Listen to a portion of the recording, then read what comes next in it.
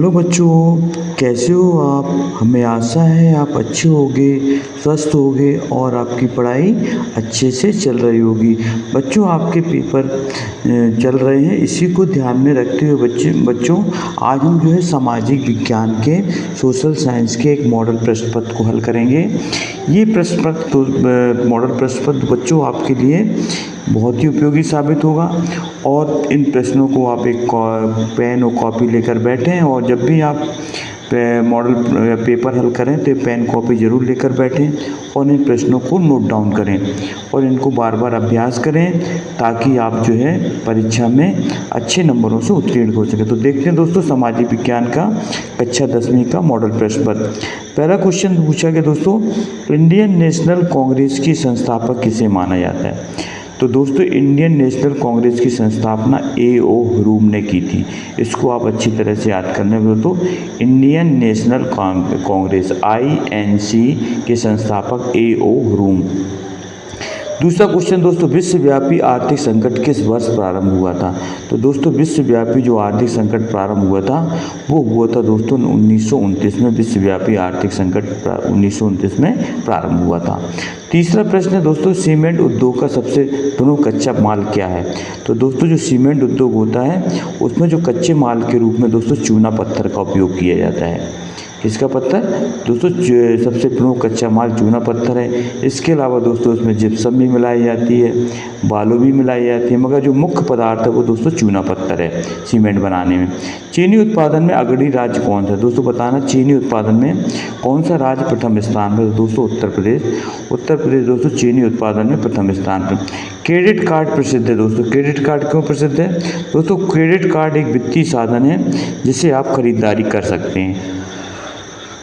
इसको आप अच्छी तरह जाए, क्रेडिट कार्ड एक क्या है, वित्तीय साधन है और इससे आप खरीदारी कर सकते हैं। क्रेडिट दोस्तों कार्ड कई प्रकार के होते हैं, एक डेबिट कार्ड होता है, एक क्रेडिट कार्ड। व्यापार अवरोधक का उपयोग किया जाता है। तो व्यापार अवरोधक का क्यों किया जाता है, विदेश व्यापार को नियमित करने में व्यापार अवरोधक का उपयोग किया जाता है।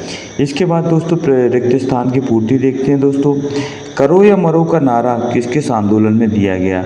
तो दोस्तों करो और मरो का नारा भारत छोड़ो आंदोलन में दिया गया, डू एंड डाई, भारत छोड़ो आंदोलन।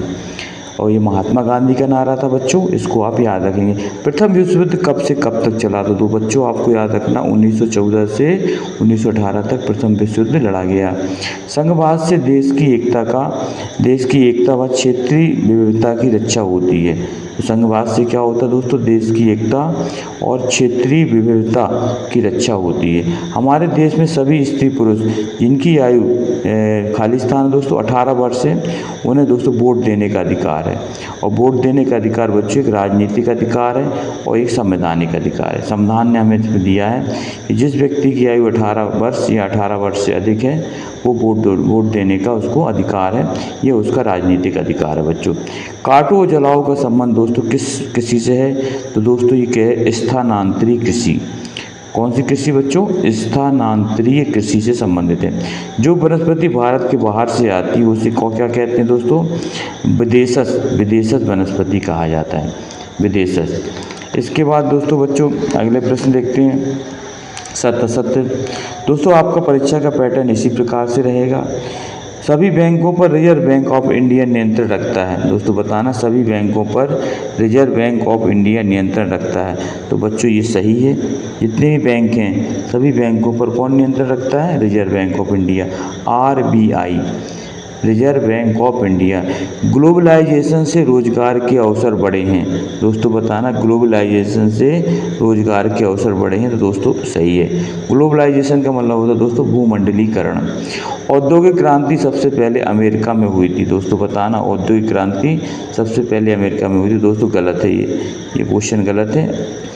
बाल गंगाधर तिलक ने मराठा का प्रकाशन अंग्रेजी में किया। दोस्तों ये सही है, कि बाल गंगाधर तिलक थे, इन्होंने दोस्तों एक पत्रिका निकाली थी जिसका नाम था मराठा। इसका प्रकाशन दोस्तों उन्होंने अंग्रेजी में किया था।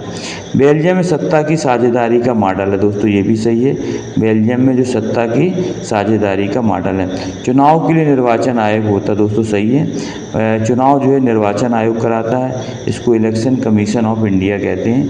भारत निर्वाचन आयोग और राज्य निर्वाचन आयोग। इसका मुख्यालय दोस्तों, भारत निर्वाचन आयोग का मुख्यालय दिल्ली में है, जबकि राज्य निर्वाचन आयोग का मुख्यालय दोस्तों हमारा भोपाल में है।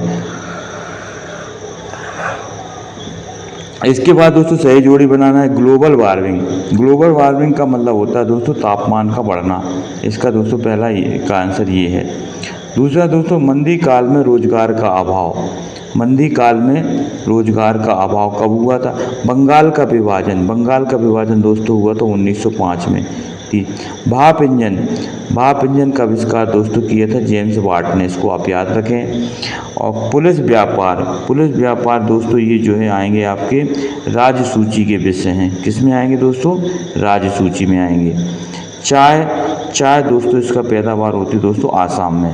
भारत में सबसे अधिक चाय दोस्तों कहाँ होती है? आसाम में। और इसके बाद दोस्तों हमारा बचता मंदी काल में रोजगार का अभाव, कृषि आधारित मिल। इसका दूसरे का राइट आंसर ये। तो ये थी सही जोड़ियाँ। इसके बाद दोस्तों एक शब्द एक वाक्य में उत्तर बताना है। NIEO क्या है?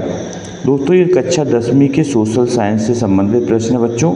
ये प्रश्न आपके त्रैमासिक, अर्धवार्षिक और वार्षिक सभी परीक्षाओं के लिए महत्वपूर्ण है।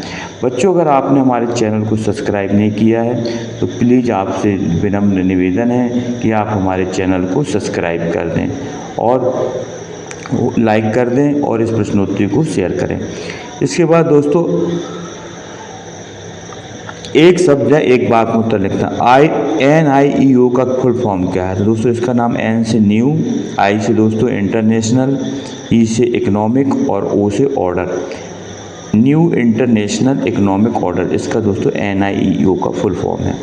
औद्योगिकीकरण वाला पहला एशियाई देश कौन सा है? तो दोस्तों यह औद्योगिकीकरण वाला जो पहला एशियाई देश है दोस्तों वो है जापान। इसको आप याद रखें। शिक्षा किस सूची का विषय है? दोस्तों ये क्वेश्चन बहुत पूछा जाता है। शिक्षा की सूची में दोस्तों केंद्रीय सूची, राज्य सूची, समवर्ती सूची। दोस्तों तो बताना शिक्षा दोस्तों किस सूची का है? तो दोस्तों किस शिक्षा जो है समवर्ती सूची में आता है।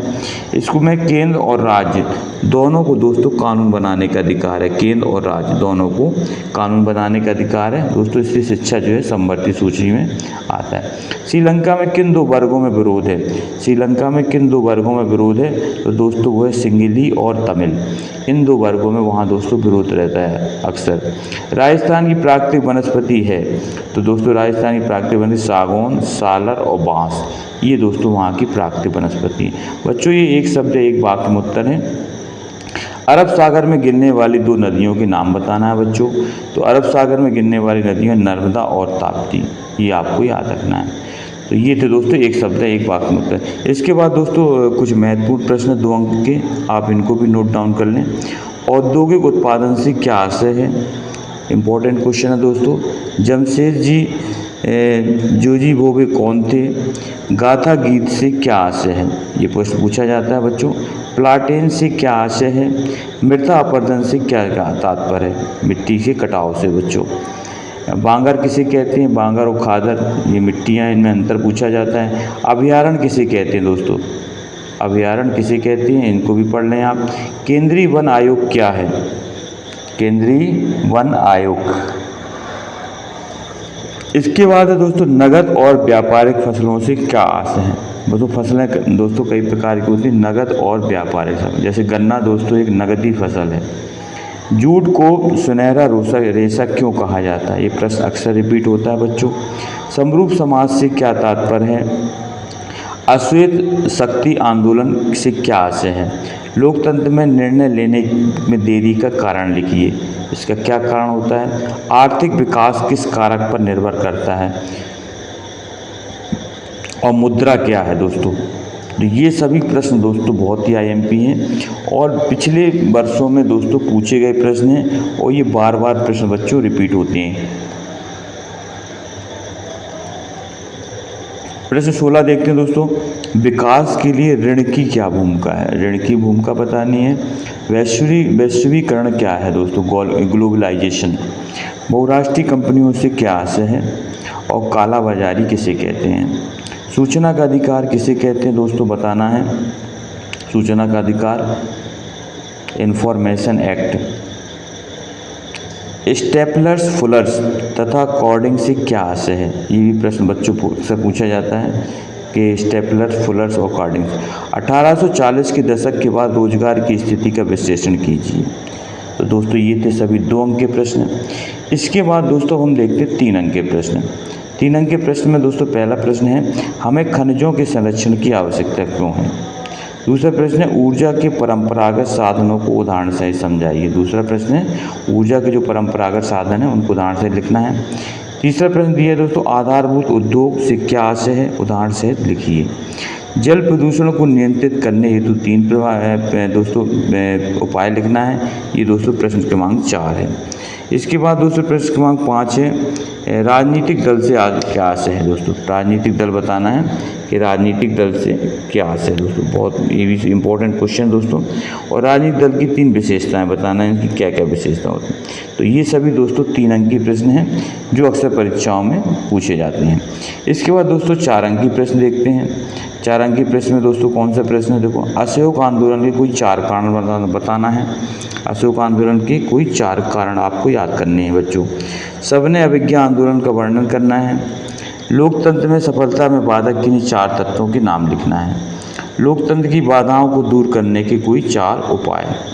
उपभोक्ता जागरूकता, ये दोस्तों कट गए हैं आपके चैप्टर। इसके बाद दोस्तों आपका जो अंतिम प्रश्न है वो तो मानचित्र में है। मानचित्र में आपको पूछा जाएगा दोस्तों अजमेर, ये दोस्तों राजस्थान में है। हजारीबाग ये दोस्तों बिहार में है, झारखंड बिहार। बालाघाट ये मध्य प्रदेश में दोस्तों। और इसके बाद सुंदरगढ़ ये दर्शाना आपको। रानीगंज ये कोयला खदान है दोस्तों। और कोरबा ये कलकत्ता में है। कोरबा दोस्तों छत्तीसगढ़ में है। विजयपुर ये दोस्तों पाइपलाइन है, ये गुना में है। और सोनीपत दोस्तों ये हरियाणा में है। इनको आपको मानचित्र में दर्शाना दोस्तों, ये आपको अक्सर पूछे जाते हैं। तो दोस्तों ये थे कुछ महत्वपूर्ण प्रश्न। आप इन प्रश्नों को तो बच्चों नोट कर लो, क्योंकि ये प्रश्न आपके त्रैमासिक और अर्धवार्षिक परीक्षाओं में बार बार पूछे जाते हैं। बच्चों आपसे पुनः एक विनम्र आग्रह है कि अगर आपने हमारे चैनल को अभी तक सब्सक्राइब नहीं किया है तो बच्चों आप चैनल को सब्सक्राइब कर लें, लाइक कर दें और आप बताएं कि आपको किस विषय से संबंधित प्रश्न उत्तर चाहिए।